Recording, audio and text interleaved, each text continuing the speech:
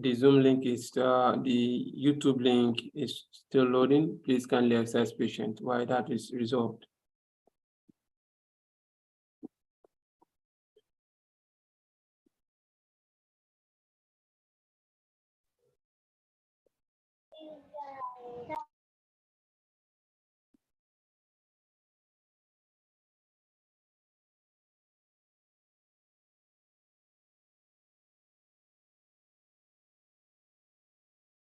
Yes, I think we are good to go now. For us who have people who can join via Zoom, here is the link for them to join us via YouTube, so everyone can watch live from YouTube also. Thank you all once again. We appreciate you. And I'll be introducing our speakers now for us to start the session properly.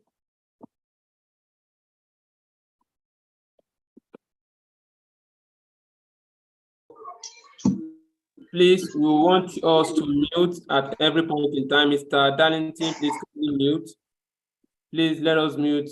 Please let us switch off our videos. Mr. Darlington, you are still coming up. Please let us maintain this decorum for the session to go as smooth as possible. Please, Mr. Yes, I think that is fine now. So today we'll be having a very important discussion that has to do with the recent Nigeria mental law, a Succor to workplace mental health management.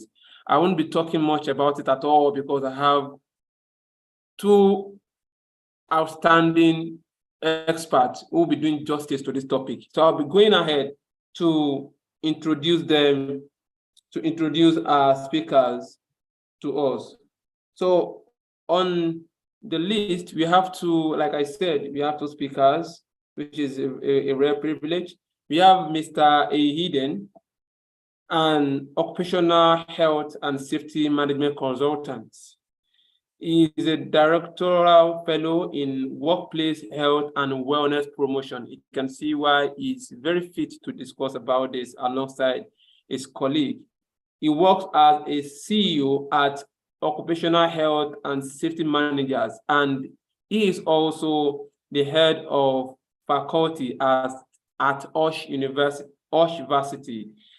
Yeah, I used to call it Osh University. Osh Varsity is a mental health ambassador and a mental health ambassador and a member external review group to World Health Organization on mental health at workplace. He is also a member of Occupational Health and Safety Expert Group to African Union, and finally, he is the president of OSH Africa. Also, I have with me permit me to use Miss Queen Ekanem. I initially used the word Enakem the other time. I'm so sorry for that because one of my friends was bearing that name, so it's the spelling skipped my mind. Miss Ekanem Essien, Queen Ekanem Essien. He is a human rights lawyer. You can see why she also fits in perfectly for this discourse.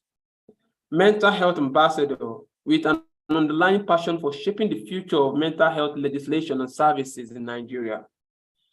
She drives and moderates mental health conversations among mental health organizations, private companies, and governmental organizations in Nigeria on mental health development plans on topics including substance abuse on families and the community, work-life balance, suicidal ideation, suicide prevention. And in fact, recently we have a news of a lady in Egypt who committed suicide due to some words that comes out from her dad that made her to conclude on committing suicide. And she has been giving those suicide gestures and suicide signals that have been ignored all this while. She finally committed suicide some days ago. You see why we all need to be present for this discourse, because it's something that affects everyone. In addition to advocacy, She does research and writes about the need to adopt mental health development plans that meets international best practices and standards. Her goal is to promote a legal system that is therapeutic in this discourse of mental health advocacy. So join me as I welcome together. Firstly, I welcome Mr. A.E. Eden, who will then carry on from here to welcome our colleague and start the discourse fully. Thank you so much once again, sir, for being a part of us. We appreciate you. Over to you, sir. Thank you so much, Waliu, and thank you, a very distinguished guest. We're here today to look at the issue as clearly introduced by my colleague, Waliu. And please join me as I also welcome my very esteemed colleague, Queen Essien, those who were talking together here as a matter of for the time we have at our disposal. The issue of mental health, mostly mental health, has been a very key issue in the evolution of our country. And we woke up to see that our dear president has finally approved the National Mental Health Act, and which of course we found that's a huge applause to him. And he will be remembered, his tenure will be remembered, at least, if not for anything at all, but for this very kind of move that he made. But the question is, how has mental health been, in our workplace? And I've seen this very policy has been discussed in several fora, and I've heard so much conversation that centers on everybody peeling an aspect that concerns them, which of course that talks about the human rights aspect within this mental health law that we have right now. But I felt it to be necessary to look at it from the workplace, employee and employer's perspective. What does this mean to us? As it is today, as it is before now, we really have no law that governs the workplace. So it became difficult and horrifying to see how workplaces were managed. But we are happy that this law came out at this time, because if you look at sometime in 2022, where the ILO signed into law the fundamental principles of right at work of 2022, and while we're all still basking at the euphoria of that law, then the WHO, in collaboration with ILO, also brought out a policy called the Mental Health at Work Policy Brief that came out in 28th of September 2022. While we're here to recover from that, we saw our dear president sign this into law. So you found that we have three key instruments that came together at the same time to help us, reshape or shape on the existing workplace conditions as it concerns mental health protection of workers. The truth is, these are quite some good, very legal instruments that came in at the right time. We need workers to be protected. We need the conversation as it concerns mental health to be unbundled, opened beyond what it currently is. We need the masquerading, the masking of mental health conversation to be opened up. We need to take the stigma out and allow people to talk about mental health as we talk about every other aspect of physical health.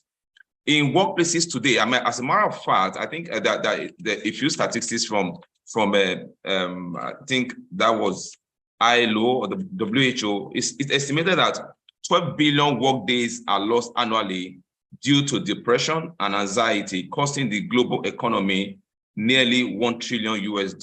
This is just two cases that were highlighted, anxiety and depression alone. And when you look at this, it also opined that 15% of working age adults experience a mental health disorder. And prominent among these, you have what you call bullying and psychological violence that characterize the workplace. And when we try to cascade that down to where we live right now, where the rights of workers, are barely acknowledged in our workplaces, where we don't even know what is the definition of bullying within our laws. But that's why it has become very exciting this day that this law has come in, so that there can be definition of when it comes to actions taken by employers, how it impacts on well-being and mental health of employees, and how that can actually be prevented are the issues we should be looking at right now. But I think before now, even when you have to prosecute cases as it concerns mental health in Nigeria, we don't have law to refer to. I mean, the Lunacy Act was as good as empty. But I'm happy right now. I mean, my legal friends and colleagues.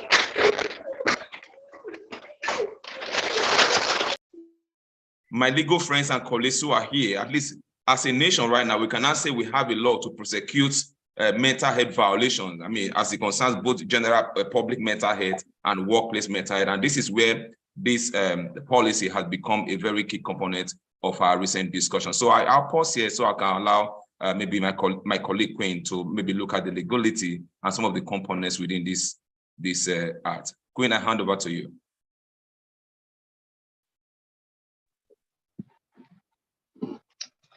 Hi, everybody. Can everybody hear me? Good afternoon. So, I mean, this conversation, this topic is not just a nice to have. It's not even a nice to have.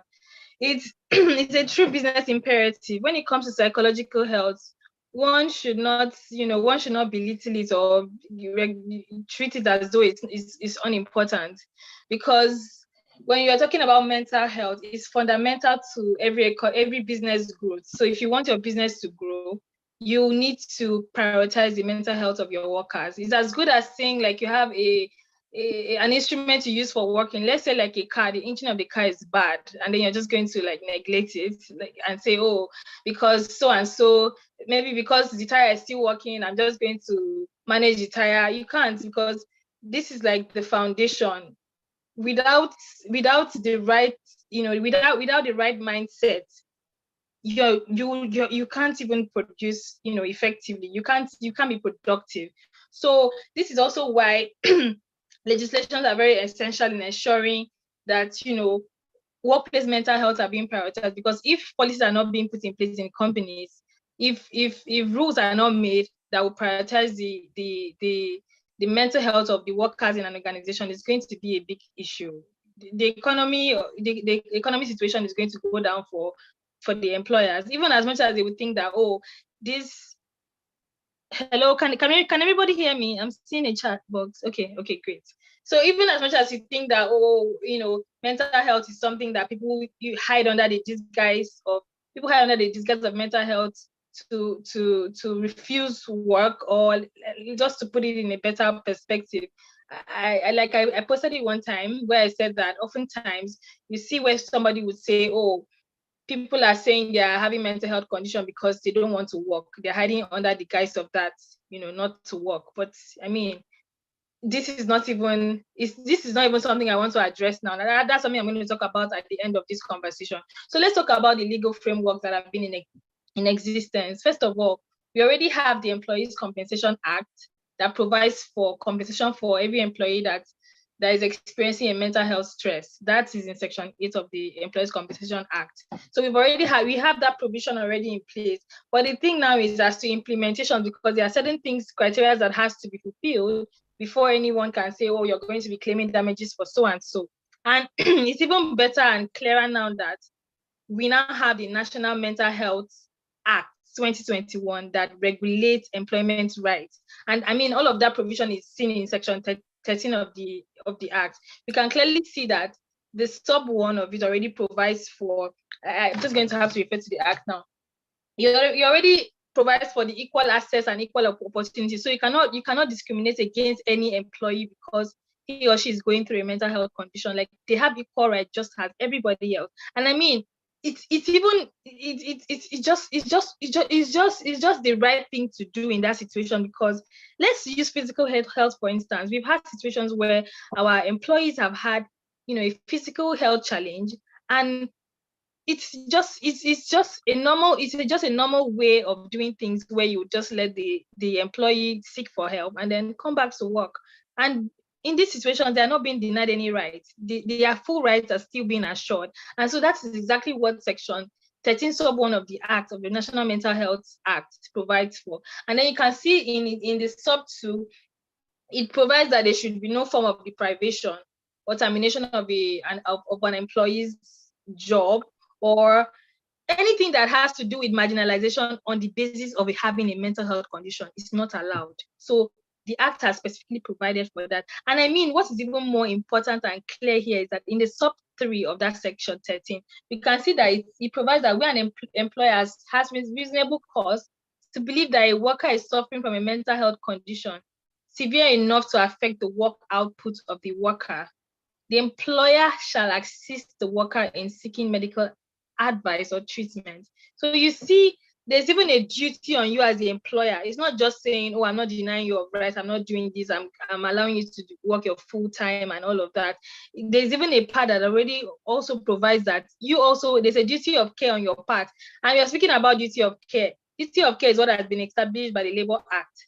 In the case of in the common law case, where you see that the employer has a duty of care on the workers. So it's the same duty of care that is provided for in the sub 3 of section 13, where it says that when you have reasonable, you can see that, okay, your employee is going through so and so condition, you should also assist them in seeking for help. So that is what this act has provided for, and it's great that it's strengthening other regulations that already been in place, though they were not very, they were not clearly pointing to mental health conditions, but we can now see how they are all interlinked. So I mean, now that we are aware of these provisions of the law, we now have the duty to ensure that this is implemented. We now have the duty to ensure that every employer of labor is aware of this provision, and then as we are gaining awareness, as we are educated on the provisions of the law, we are also implementing it, inculcating it into our policies in organizations, because neglecting mental health is like neglecting the foundation of your company workforce. Your workforce is the strength of your company, so you cannot neglect your employees on the basis of belittling mental health. Okay, so I'm even just speaking about this now, and then it just takes me back to the excuses people make as to promoting mental health. You hear situations where people say that people hide behind the people disguise doing work. They pretend to be having a mental health condition because they just are lazy. They don't want to work. And I mean, I cannot say that these things do not exist. Well, it does exist, but then I just want to take us back to Chimamanda's statement, where she talked about the danger of a single story. And I just want to quote her here, where she said that, a single story creates stereotypes. And the problem with stereotypes is not that they are untrue, but they are incomplete. They make one story become the only story. Yes, this happened, but it doesn't also negate the fact that people genuinely go through a mental health condition in their companies, and whether or not people are lying about a mental health condition, it does not negate the fact that others are genuinely going through a mental health condition. And let me even just bring in what an English jurist, William Blackstone, stated when he said that it's better that 10 guilty persons escape than for one innocent person to suffer. So we shouldn't hide behind all of these layers to deprioritize mental health conditions. So I'll just leave it for Mr. He here to just strengthen on that conversation. Thank you so much, Green. That was well put together. I mean, those are the legal aspect of this thing. But what I also saw that the law has provided for now, she mentioned the duty of care. Now, employer has a responsibility to look after employee, ensuring that mental health of that employee is protected and prevented. And this is very clear. And this is one thing I'm very happy about this guideline. And again, the Act also make provisions for establishment of a mental health service department. And even if we had this before, I don't know, and even if we had it before, we never heard of it. But I'm happy that there's a department that can now regulate and collaborate with other government-related agencies, to drive the issues of mental health. And one of the responsibilities that the department has is that it has that power to also create policies for approval. What that means is that from this Act, other policies are going to pull out. That's where we can now take this this mental health brief that was published by WHO and ILO recently, and see how we can harmonize them and publish a document that speaks clearly to workplace and mental health situation. And this is something I'm very happy about. And talk about legal representation also. The law also provides for, I mean, if you feel I suffer mental health issue, I mean, most times you realize even that, I mean, when there is no law, there's no offense. And that's what has happened over time. The employers took advantage of the lacuna that existed. And because this law wasn't there, whatsoever is served to the employee, we have no law to defend it. Now we have the law, we have the tools, legal instruments, I mean, to make case and defend it. And again, what this law has provided for is that the employee has the right to legal representation. And the truth is that it will no longer be business as usual. This law says that the employee in his place of work is protected, not just protecting the employer, and the employer is also protected within this law. So what that means, what I could translate into in going forward is that we are going to have new structures coming up in the workplace. If you think you have a policy before, policies that did not provide or accommodate mental health, I mean, it's high time you start going back, sitting down and looking at what this law makes provisions for and start reviewing your existing policies so that psychosocial hazards and mental health of employees are clearly catered for. Because you don't want to be used, you don't want to be the, though I am not an advocate that believe that certain punitive action, I mean, is the best thing. It could be counterproductive, but the truth is that the law has set everything. Even the punitive actions for violators were also clear in this law. So what this does for us is that in going forward, I mean, there's no time, no better time I could feel proud as a Nigerian than the time that we are in, where we cannot be among the Committee of Nations that have a mental health legislation. So it's time to start creating awareness among employers and open up discussions among corporates. I mean, let them know what this law provides for so that they can know what to do and how to make provision for the employees in going forward. The managers, I mean, the employer of labor, the CEOs, the owner of the business may be busy, I mean, rocking the seat on the upper floor of the building, but how about the managers? Most times we realize it is not the CEO that is at fault, but the managers that manage the line employees are the key issues. So how do we now also set up, because this law also provides for training, and how do we now also, I mean, design, what are the kind of trainings that will be relevant to train these line managers, supervisors, I mean, so that they are trained on what you call decent management of human beings. I mean, what we have currently is that human beings are managed, I mean, with so much disrespect and so much dishonor. So you find out that there is no humanity again in the workplace. What we look out for profit at the expense of these employees. But what I'm happy about this law is that this status quo or stereotype is going to change and making way for a new management system within the workplace. If employees' mental health has been battered for the 32 years or 35 years this employee works in the workplace, what we end up doing to this employee is that he finishes years supposed to serve, he retires, he served a quality time in our workplace, but at point of retirement, we have left this employee with nothing to live with, everything about him is gone. So the impact of mental health exposure that he had in the workplace not beginning to manifest at the time of retirement. At that time, what's he going to do? So, well, this law is going to help us deal with the cumulative effect of mental health within the workplace, so that we are able to allow our people to retire and retire on a good note, so that they can still have life after them. The truth is that there's life after retirement, and this is part of employees' human rights. Queen, I welcome you in and to take your part. So even just to strengthen on what you've already said, Mr. He has said, you know, the economic cost of mental health, you know, problems is vast. Even the international community have recognized that mental health conditions are the most neglected yet essential development issues in achieving internationally agreed development goals. So yeah, we are talking about the effect of, you know, of a mental health condition on an employer's business. You see, the employees, when they are negatively affected, it invariably goes to the job performance. You see someone that was working, so it's not about spending 9 hours at work, but what are you doing with those 9 hours? What are the outputs in those 9 hours that you're putting in? So when employers begin to look at, when they begin to look at job performance from that perspective, they're not looking at the quantity, they're looking at the quality of work. You can now see, okay, something is happening to this person that was giving 100%. He's no longer giving me as much as he used to give. And you see the thing about not prioritizing mental health conditions is that when mental health conditions are not prioritized in an organization, people who are genuinely going through mental health conditions, they will lie about it. Most of the times, in fact, most people will say that, oh, when it comes to mental health conditions, it's a new innovation. It was never really there. People have always been going through this. It's just that they've never really talked about it because of the stigma that is attached, associated with it. So somebody will just say, oh, I'm having a migraine.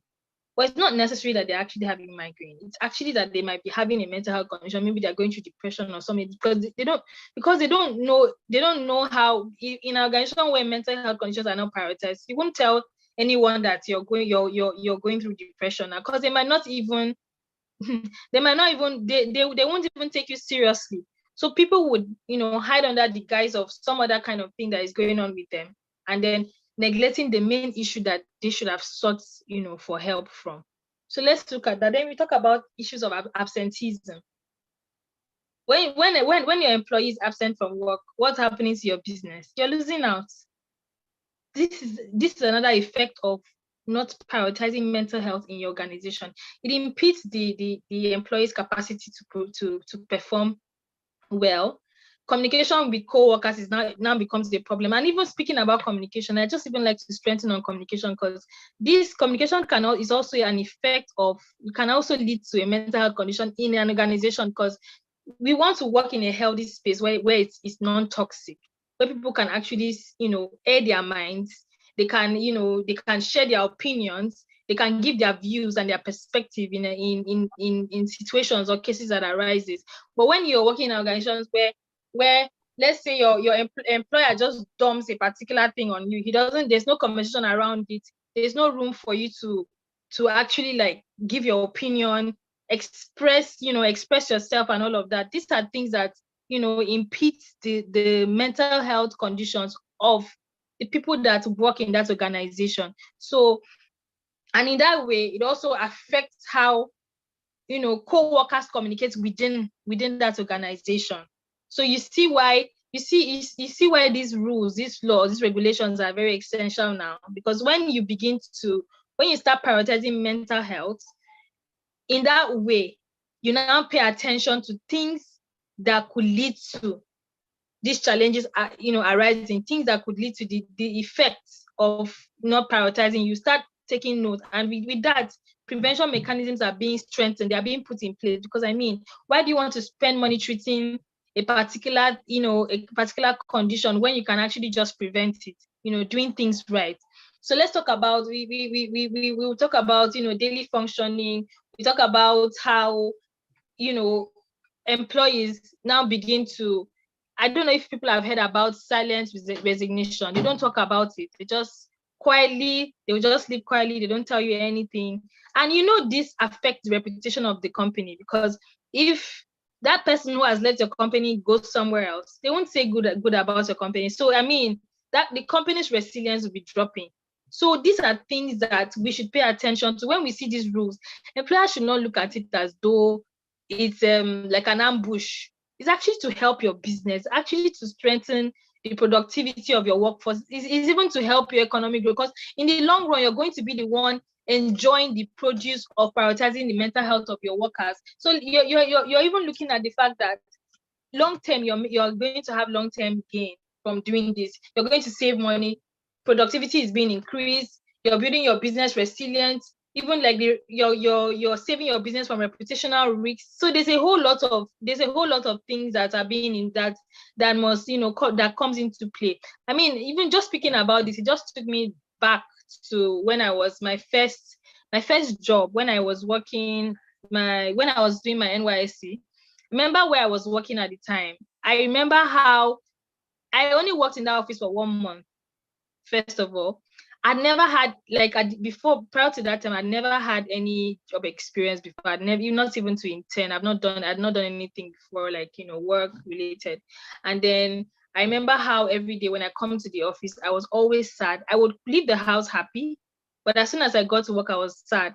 Now, I will just explain a couple of things that happened within that organization that made me, like, till tomorrow, I'm always like, nah, I don't want to ever go to that kind of place. I will never even advise anyone to work there. Now, okay, I didn't even have a workstation. They always wanted me to deliver, like, for an organization where I would do. Then I was writing business plans, for instance, and I would write a business plan. I don't get the feedback. I remember one time I had to ask my boss, I was like, sir, please, what did you think about this business proposal that I wrote? Because I didn't get a feedback from it. And then he was like, oh, it was good. But saying it was good is not just enough, because I'm certain that there were things that I could have improved on there, and there were things that were phenomenal there that needed to be pointed out. So we are speaking about feedbacks here. You don't get feedbacks. You don't know your area of improvement. You don't know the area of your weakness. So you're just basically floating in there. I didn't have a workstation, so I was using my personal workstation to work for the office. And then when my workstations got faulty, no one fixed it. They said, oh, use your money, we're going to refund it. And I already know that when it comes to refund, you're going to be dragging for a while. So I didn't even bother fixing my system. I had to get a system from somebody else to work with. And then we talked about the way we're communicating within. Because I was the junior worker there, that was like my first job.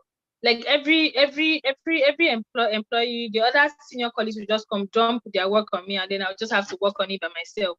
And then sometimes you ask questions, they're like, oh, you're a lawyer, go and search for it yourself. And I'm like, how am I supposed to grow here in a space where I don't know so much? I mean, I'm going to do the research, but you guys have practical experience on these things.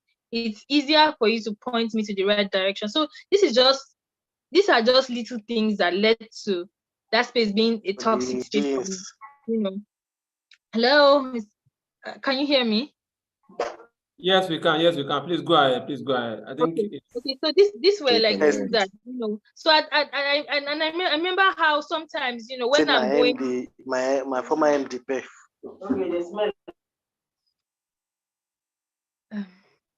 I just muted him now and he's muting himself. Sorry. Oluwase, you are disrupting this meeting. Okay, so I know with the way things were going, things were becoming strict. You ask questions, you don't get responses. You're trying to get feedbacks, you're not getting feedbacks. Like it wasn't encouraging for me. At some point, like I was happy, I'll be happy leaving my house, but once I get to the office, I'm sad. And I now made it a rule that okay, since the office is not helping me grow, I on my own part, I was very strict on my time. So anything that had to do with the duties for me that were stated in my contract is exactly what I would do. So even if I had something extra to add, I won't add it because it's not part of my roles in the office. Like, and now you're seeing it because you're seeing it in that perspective where people just give you what you've asked for, even when they know they could have actually added value to you, even if it's not. So for an employee that is satisfied, that is happy about how you're being, that is happy about how they are being treated, they give even more. They give much more than you expect from them. They would even take extra time. When they go home, they find out things that connect to your business. They want to tell you about it because they're happy. Imagine when you have a good food to eat. When you have a good meal to eat, you know how you devour the food, and when the food is just it's just like, okay, let me just satisfy my hunger. You're not really enjoying the meal, but you just need to eat it to survive, right? That's the difference. So when you treat your employee well, you know the results you're going to get. When you don't treat them well, you know the results you get. They will give you garbage in, garbage out. Simple. You cannot reap what you did not sow. You cannot pour from an empty bottle. So you have to feel your staff, your workforce, they have to know that they are being valued, that they are valued. You know what value does? Value appreciates. But when they don't feel valued, they don't owe you any duty. They would treat your business as though it's a liability rather than an asset. So that's just part of prioritizing the mental health of your workforce. And so I will even just give an example where, let's say for instance, something happens to an employee Do you treat them with, maybe they are going through like a crisis? How do you handle those crises? You treat them as though they are robots. Are they being treated as humans? Because first of all, people are humans before they are before they are your workers. How would you want to be treated? It's the same way you should, have conversations with these people. Enforce leave days. Let people take breaks. Enforce breaks. We can never, when it comes to taking leave, people don't understand what leave does. It opens your mind. You have a time to rest away from work, and then when you come back, you're fully replenished. But when you just keep walking around the clock, how is that helping your mental health? So you're looking at the law, the provisions of the law now. Now you have to now start looking at, what are the preventive mechanisms? What can I do to prevent so and so from happening? So these are pointers to enforcing mental health in an organization and preventing a mental health condition from occurring. Thank you very much, Mr. I'm just going to stop here for a bit. Thank you so much, Queen. I like those points you brought in, but I want to just quickly establish here that work promotes mental health and well-being. Yes. And work also ruins mental health and well-being. You need to keep that in mind. We heard the points as you clearly raised. I would look at that from reshaping the work environments, and let's bring humanity back to the workplace. And that's why I talked about earlier on when I mentioned how we can retrain our managers. And we realize most people are employed. I mean, when you get employed, you were interviewed, you went through routine interview process, and you got employed being the best amongst the people that put in for this job. But you find out that you get employed as a champion, and as you are leaving the company or the organization, you are living as almost a moron. Not a moron by what you have done, a moron that this company has created. So you also understand that everything is not about earnings. When you work in a toxic environment, it will destroy you forever. That's why I talk about work improves mental health and work also destroys mental health. So it depends on who you work under. And why I'm bringing this up right now is because most of us in this forum this evening, we have people that we super intend over. Most times we are quick to talk about the employer, the manager, the GM, but what are we doing in our circle of influence, those that were put under our care to look after? But we find out that we are not even better off than those people that we complain about. The truth is that when you're tested with a little power, it makes a monster out of you.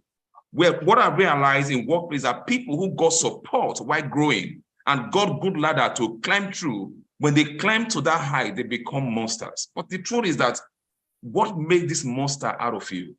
The people you are monster to today are the leaders we are raising for tomorrow. So if we must build a good country, build a good economic system, we that are working today need to treat our people nicely. I tell people, I do what I do, not for my sake. Yesterday I was telling that I'll be exiting the system very soon. I mean, retiring, When we're retiring, we need to start putting younger ones to the podium. But the truth is that your children you're protecting today, they are going to be managed by the people you mismanaged. So understand that what goes around is what comes around. So if you don't do what is right today, so the people you're managing today, when they have cause to see your children, to manage them, it's what you put in them that they are giving out to your children. So it's important that we understand that this can be overemphasized. This can be overflow. Mental health is just about, bringing humanity back to the workplace. Like Queen said, remember, before I got employed, I was already a human being. So let's leave it at that. Let's understand from that dimension so that we are able to deal properly and ensure that we don't end up breaking people that we're supposed to protect. And this is one of the key things we must understand. And I'm happy that this law is provided for this. But the truth is, why this law has come forth, one of the key things that we may be having to talk about, a man told me, the end of poverty does not automatically mean prosperity. True. We've been advocating for this mental health law. Here it is right now. what next are we going to do with it? There are a lot of collaboration, a lot of contributions that we have to make on our own as well, because we have to do a lot of training, a lot of reshaping of the system for us to have that system, that we all can be proud of. So everybody, at every level you have a role to play. So while we live here today, there's nothing we can remember. Remember that you're going back to your workplace and be an advocate of mental health, if not for any reason. A clear example, look at the HRO system as a clear example. There's a guy that has been coming to work. He has been very dutiful. He has been very innovative, meeting his deadlines. He's done all his best. He's worked there for 17 up to 20 years. He has never received one query, but all of a sudden, this guy has reclined. You can barely see him in the crowd. A lot is happening around him. And things happen under our watch that we don't even understand.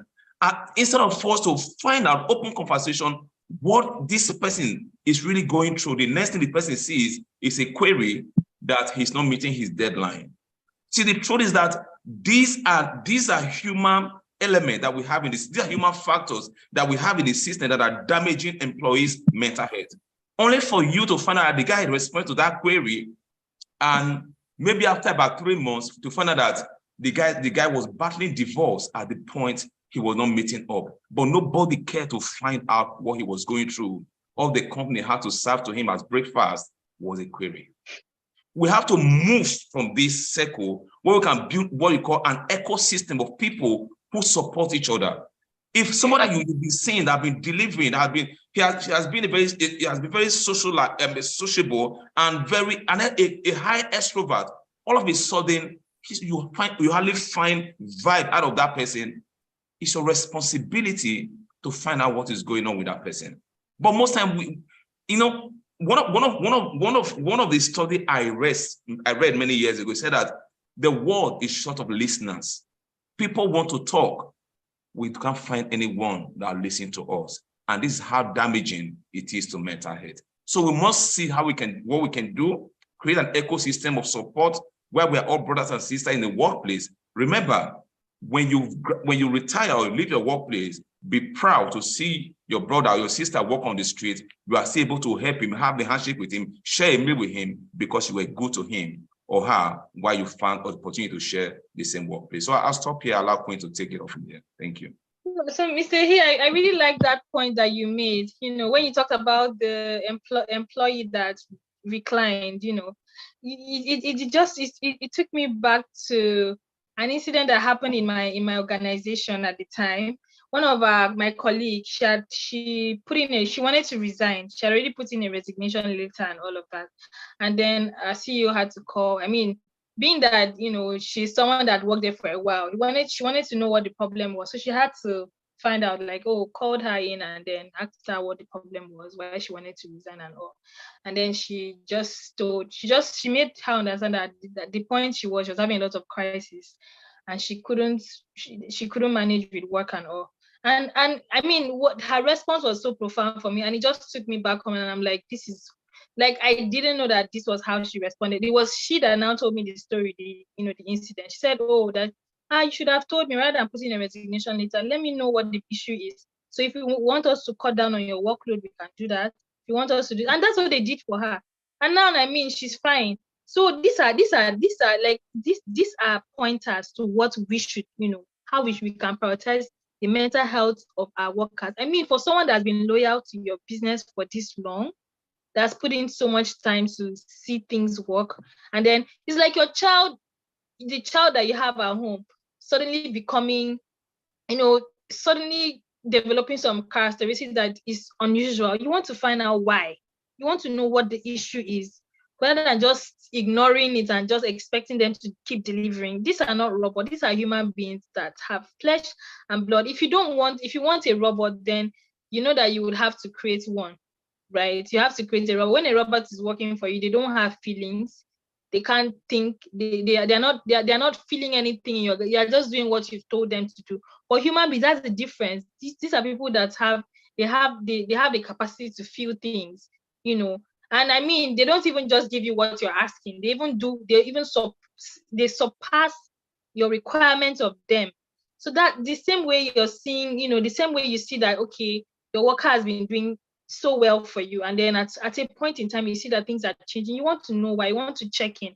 And I mean, this is not only on the employers as well, even as employees, as humans. That's the thing is, when it comes to mental health, it's not boxed into certain spaces, it's not boxed into social gatherings. Even at home, if you care about somebody else's need, you're compassionate about somebody else's, you're compassionate about someone else, you show empathy in your dealings with people, you would take it to your workplaces, you would take it to your social gatherings, you would take it everywhere. So when we are talking about employers here, the sole awareness, or the sole duty to enforce mental health is not just because they are the only ones who can do this. We are only it's just that at this point of discussion is focused on the employers, because they are the ones who have the power to regulate the kind of atmosphere that they need in an organization. Because as a leader, if I come in, this is my organization, this is my space, I will come in and they want to set the culture that should be followed. So if an employer of labor is one that prioritizes mental health, everybody in that organization will have to learn to prioritize mental health. It's the same way people have stereotypes and stigmatize mental health conditions. That is why the entire community is stigmatizing mental health. Now people want to seek for help. They are not going to seek for help because they don't want to be want to be seen, or they don't want that debt. Let's put it like that. They don't want it to be on them as to, this person has a mental health condition, so they're not going to. They don't want to be associated with anything like that. So like I took note of something. I said I took note of something, and I want to read. The people with mental health condition present themselves to prospective employers as having been hospitalized because of problems in living or any other thing. Like I said something about saying, you have a migraine or something more like people would attach mental health conditions to physical health conditions, because in that space they will be more understood. When it comes to physical health illness, conditions, it's something you can see. So it's easy to just say, I have a pain in my arm. People can actually understand that. But when you're talking about someone saying I'm actually going through depression, you're not like, it sounds strange to you because you're like, you can't connect to it. You don't have to wait until you're experiencing that.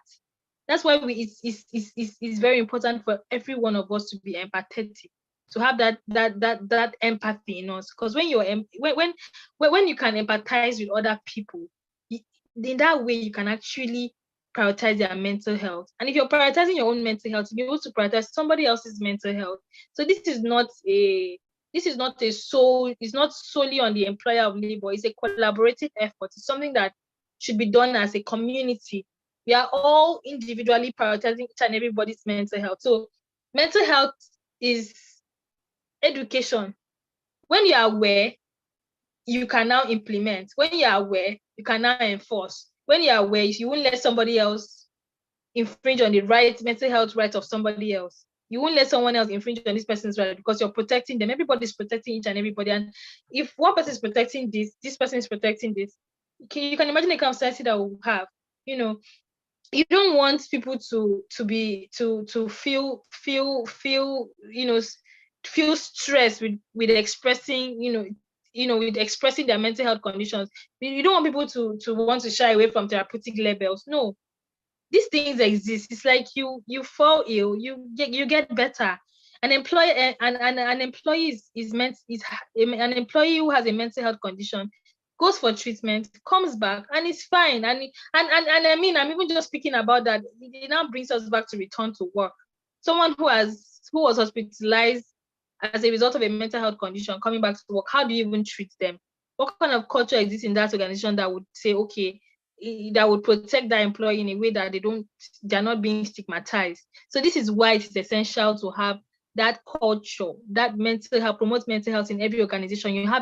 As you're having your policies, you're having the rules and regulations, the do's and don'ts in a company, you should also infuse mental health into it. Every company should have that policy, a mental health policy. And even now that we have a National Mental Health Act that's talking about prioritizing mental health and has even given the duty on employers of labor, now we no longer should be having only insurance. It's time to now include, mental health insurance in companies, subsidized care for people, for your employees.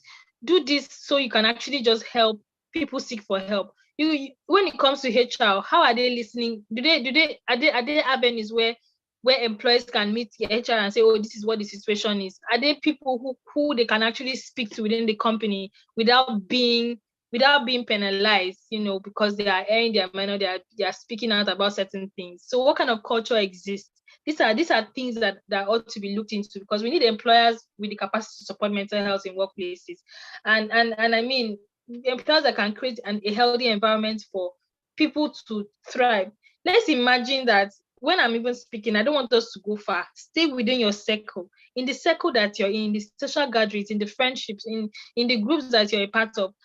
When you feel like you're being valued, when you feel valued in a space, how do you feel? Like, what is your productivity like in those spaces? When you think about it, are you always excited going? Because you want to have employees who are excited about coming to work. On Monday they are happy, they are coming back to work there. I mean, work is work. But there's a way you can create a healthy environment for your workers that no matter what the work is like, they're happy doing it. Because there's that community, because there's that culture, because they are being valued, because their health is a priority. They're not just, it's not something that when they go through stuff that they're just being discarded. So these are the reasons why, why mental health must be prioritized in organizations and institutions. Thank you. Thank you so much, Queen, for those points you clearly highlighted. But while with the meetings gradually coming to a close, I also want to mention the issue of job autonomy. And that's one of the key issues that is dealing with employees. Don't give somebody goat and still tie rope and hold the rope. When you give somebody goat, allow the goat to go the person, give the person the rope. We have so much responsibilities without authority to actually implement those things we're ought to do in the workplace. So a lot of workers struggle. They are not maximizing their potential because we have a lot of responsibilities, but we have no autonomy on those work, and that also affects us greatly. Then the issue of trust also in the workplace, has not also allowed people to come up with open conversation on mental health. And that's why you see people it has become a taboo to talk about mental health in the workplace. People suffer mental health issue. They don't know who to trust. People they trusted yesterday, they discuss their issues with them, and the issues was brought to the open public without them even knowing. And these are issues. So trust is a big issue that we must understand, that also foiling mental health. We must also clearly understand that why employees spends higher numbers of their wake time in the workplace, but understand also employees' mental health is not also a function of the workplace alone. It's a function also of the home where the employee lives in when he's not at work. So we must see how we can manage both the home, have policies that speak to the home, have policies that speak to the employee in the workplace. And one of the things we have done over time is that we rely on what you call employees and employees family policy. What that does for you is that teach employee, tell the employee to go home and teach his family. If the employee and the family know the same thing about the same time, management sometimes just get better. So you do all you have to do. The employee understands so much about mental health in the workplace. The wife doesn't understand. The children don't understand. Even the mother that lives with it doesn't understand. And you find out that it's good when he comes to the workplace, and he gets worse when he goes back home. And this is what he has to go through for a number of years that he has to work. But also speak here, a number of us have seen workplaces as a place that we have to hide. You can't create trouble at home and go and hide in the workplace. But remember that you can do that right now. One day you retire.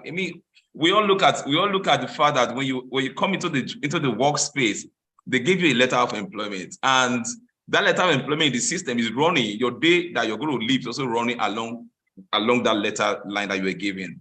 If you like create trouble at home and you go and hide in the workplace, you can do that for all your active work years. But the day you get retired, the home where you left the trouble, you will live in that home for the rest of your life. So understand the fact that you also have a whole lot of responsibility to play when it comes to this. How we can manage. I know it may not be too easy, but you have to say you can balance. That's what you call work-life balance. Balance the two at the same time. Then what I also say here that health insurance right now should be having provisions for mental health, because right now, before now, a lot of policies have mental health at exclusions. but we have to see how we can make it, an integral part of what you are buying. So if you are an HR person or working as a health and safety person in the workplace, or even an employer, when you are renewing your health insurance, ask them, does this cover mental health of my employees? So that your employees are able to also assess healthcare when they have mental health conditions to look at. But why we all look at this, and we're all here today, as I sum up, remember, mental health is not spirit. Mental health was created by human beings. So mental health, people suffer mental health issues because of the human beings they related with. People's mental health improve because of who manage them, and they might be very fortunate. But for you and I that are seated here today, I won't leave you with this note. If tomorrow never comes, but be sure that what you ought to do to improve a brother man's life, you are able to do it. Thank you very much. Thank you very much, sir. That was very, very, very, very educating and expository. I've had to take my notes and start jotting so many things. Thank you so much, ma. Thank you, Mr. Ehiden. I will be going to the question and answer section. But before then, I can see a couple of persons. A lot of persons have joined us after we started. I can see Mrs. Monica Wonsu. Thank you, ma, for joining. And she made a comment, a very big comment that I'm going to read out here. She said, "Hello, everyone. This is a very interesting conversation. Now we have more tools to manage mental health at work." Very true. I will encourage occupational health and safety professionals to pay closer attention on the health risk assessment process and inculcate psychosocial risk into their risk management process. Very, very important. Aside from the mental health law, we also have the ISO 45003-2021, which is a guideline for managing psychosocial risks, and is under the ISO 4001 standard on occupational health and safety management. These are fundamental tools to help us better understand and manage this very important subject, Mrs. Monica. So thanks so much for that, Mark. We also have a comment that says from Mr. Adefela Arofela, thanks for joining, sir. Employees should create clear boundaries between work and home, that is work-life balance. Try not to let work spill over into your personal life. If you need to bring work home, designate a separate area for work and stick to it. You will find it much easier to then close the door on work. Then we also have, thanks so much for that, sir, Mr. Ubong Edek said, great conversation. I feel health, safety, and environmental professionals should liaise with the management to introduce workforce management awareness for senior staff, supervisors, directors, unit head, including training is also very important. That's a very good way to create the awareness, as they are mostly the culprit in poor workforce management, which is telling quite negatively on the employees' mental health. Very correct. And also, I remember what Mr. A also said, that sometimes you always look at it from top to bottom, but from sometimes it happens from the bottom to the top management. We have cases where colleagues will deliberately want to frustrate their supervisors and managers when being given assignment, and deliberately not carry out the assignment as they should. And that also affects the mental health of the supervisor or the manager. So it is both ways, and everybody need to be on the desk concerning the issue of mental well-being generally in the workplace. Yes, we have feedback, very interesting conversation. Thanks so much, wonderful section, enlightening. Great presentation from AE and Queen Kanim. Thanks so much for the highlight on mental health. Thanks so much. We appreciate it. So we're going to the question and answer section. Before we call on some people who wants to make comments, I have a couple of set of questions here. Number one, talking about the mental health law that we have here. I believe that it should be under it should still be addressed under the Ministry of Labor and Employment. Am I correct, Mr. Hayden? as of today, that Department of Mental Health, I think it sits under the Federal Ministry of Health, but there's going to be a lot of interagency collaboration, inter-ministry collaboration on this. You are going to have collaboration with the Ministry of Labor. You are going to have collaboration with other agencies like NSITF and all have you. So they are going to come together to actually work together with this. But currently, that document is domiciled under the Ministry of Health, but it's a Department of Mental Health Department services within that ministry. All right, thank you very much, sir. Well, the reason why I'm asking is that thank you. Now, I'm very happy that you mentioned NSITF. I have known NSITF to always be in charge of compensation of workplace accidents, where whenever there's an accident and a company is registered under them, they take care. And most times it's always a no-fault scheme, meaning that they address and they treat the workers that are involved in the accident.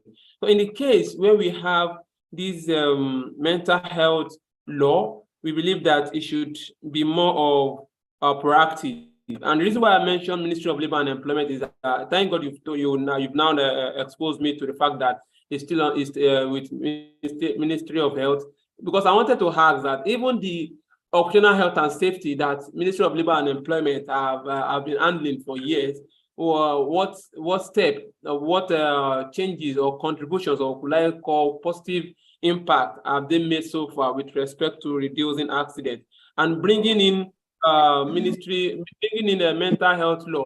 How can they weaken the weakness of Ministry of Health and Ministry of Labor and Employment in order to ensure that this new innovation actually gets its way and is being properly implemented? That's what I wanted to talk about. I got you. Thank you very much. For me, I am not an advocate of compensation personally, but I love prevention. Yeah. It is only when prevention fails, compensation should be our last resort. So for me, I prefer a system that focuses more on prevention than compensation. So, but back to the real question. If you look at it from, there's what you call looking at health and safety from international level, the regional level, country level, and enterprise level. From country level perspective now, you can see the Ministry of Labor standing and Ministry of Health standing. And from international level, you can see the ILO standing and WHO standing. There have been this kind of ownership tussle always happen. That's understood. But I think from international level perspective, ILO and WHO has found a way to be able to work together. It's not who owns it that matters. Mm-hmm. It is the value we're able to create with the instrument that we have at hand that matters. So anybody can argue and say it has to be domiciled with me and never does anything with that thing. But if you look at the mental health policy brief, workplace mental health policy brief that came out from the table of ILO and WHO late last year, it's a joint document. They worked on that document together, and that's what we want to see happen in Nigeria, where Ministry of Labor and Employment doesn't stand and say, oh, Ministry of Health did not call us. Where Ministry of Health doesn't stand and say, Ministry of Health did not call. No. If this is what matters to you and for the benefit of Nigerian workers, you should work together. So that harmonization they have to sync properly, because this has to do with, there's a cross function. But if you ask me really, this has to stay with the Ministry of Health because it's their responsibility. But there's a cross function and they must have to relate. Ministry of Health has labor issue. They go to Ministry of Labor, to consult them. So this sits under Ministry of Health. Ministry of Labor should be able to also see how they can work together, but ownership is Ministry of Health because this is health. Thank you very much, sir. Also, the mental health law, is it only related to the workplace, or is also extend to the home? Because I made a scenario of a girl who committed suicide recently. No. So is it related to it is? I'm sorry, it is a national mental health law. It's not a national workplace law. It's a national mental health law. It encompasses all that across the country, everything, everybody, whether you are at home, whether you are in the field, whether you are a former worker, whether you are a trader, whatever. It's a national law, and it encompasses everything. Just that we are trying to pull out here how it relates to workplace and how this becomes. So that's why we pull out sections that concern us, and that was what we're discussing. Queen, I saw you want to say something. Yeah, I wanted to add, like, so first I wanted to add two things. First is the fact that the whole National Mental Health Act, if you study the act very well, you could see that everything is collaboration inclined, like it's collaborative, because you see mental health is a complex issue. So it's not like when they say it's the Federal Ministry of Health that is in charge, Department of Mental Health. There are all of this collaboration with public organizations, NGOs, every organization that they can collaborate with to ensure that this agenda is driven to success. So collaboration is the whole agenda for this National Mental Health Act. And then the question you're asking about whether it's just limited to employment, no, it's all encompassing. And in fact, there's even a provision in Section 14 that talks about tenancy, where you're not, where you don't, the landlord is just supposed to. Yeah, I saw that.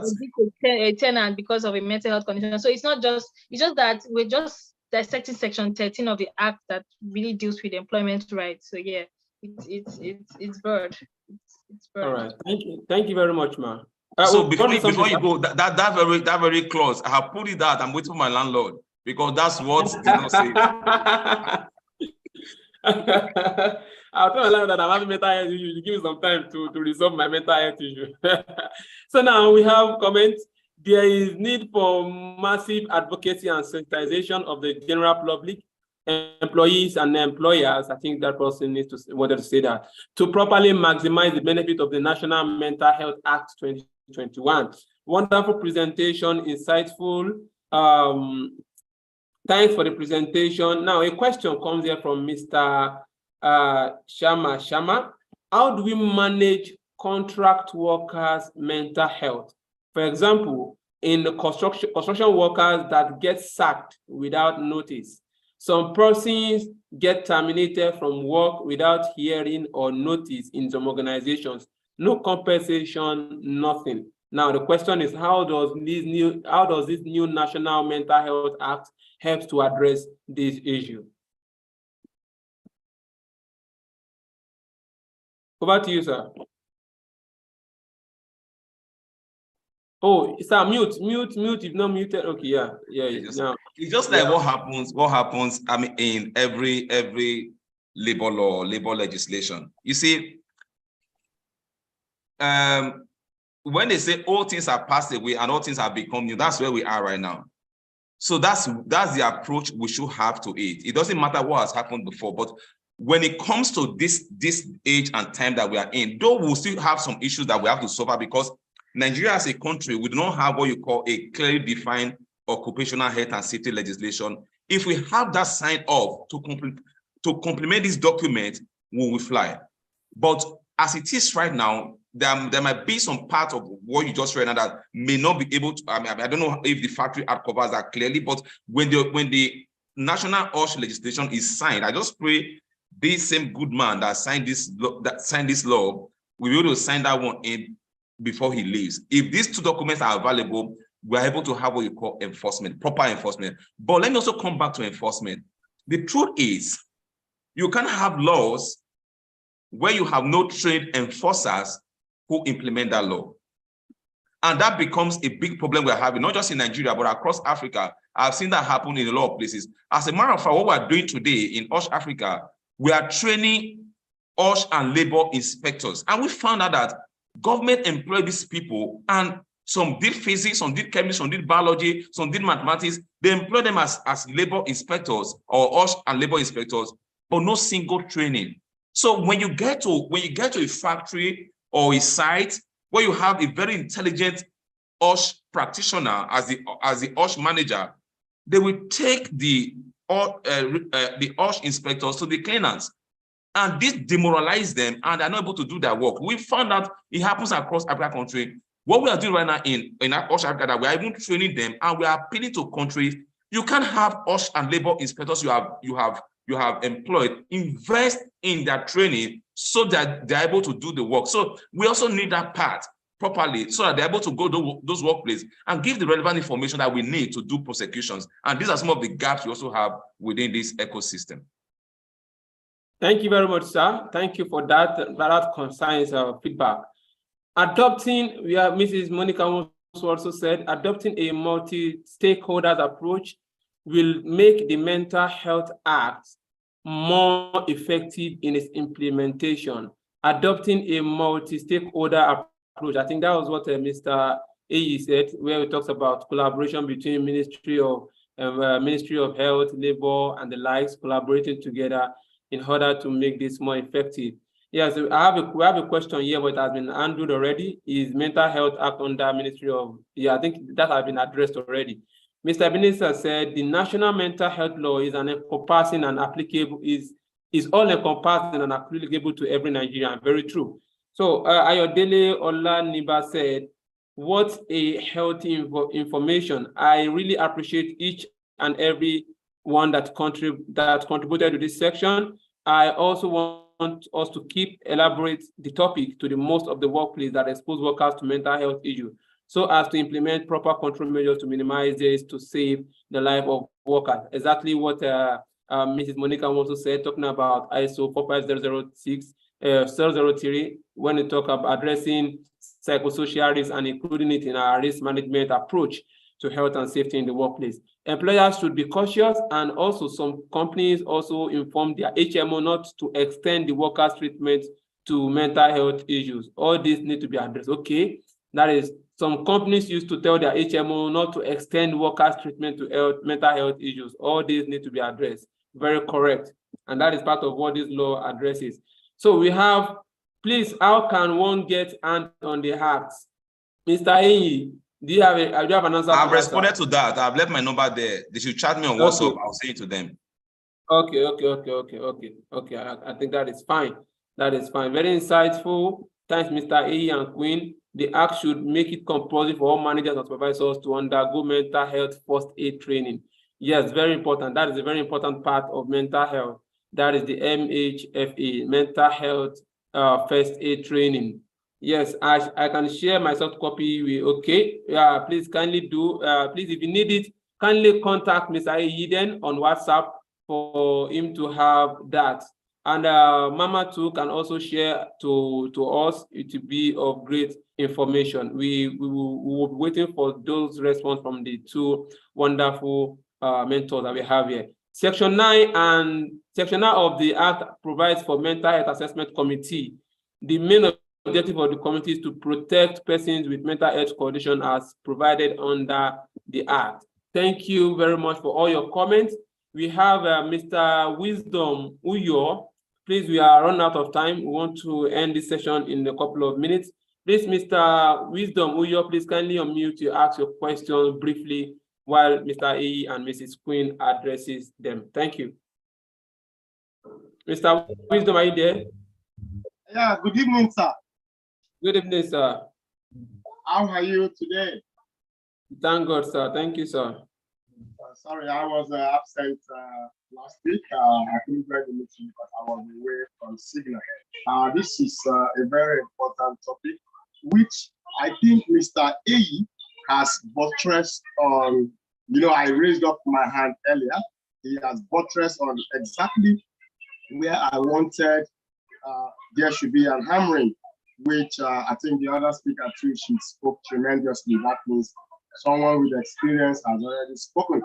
Casualization of the workers is exactly, he has already hammered on it. You see a case of multinational, they bring in a big boss and they casualize workers. It also affects mental health, fear of sack from your workers, medic, whereby the company tells HMO not to go beyond a particular point. Training on staff, just like he buttressed training of staff, whereby you bring an agriculturist into the firm. He's not being trained on how to handle human. Because I'm a Marine, I'm speaking in respect of Marine. There's a course we do, human element, leadership and management. How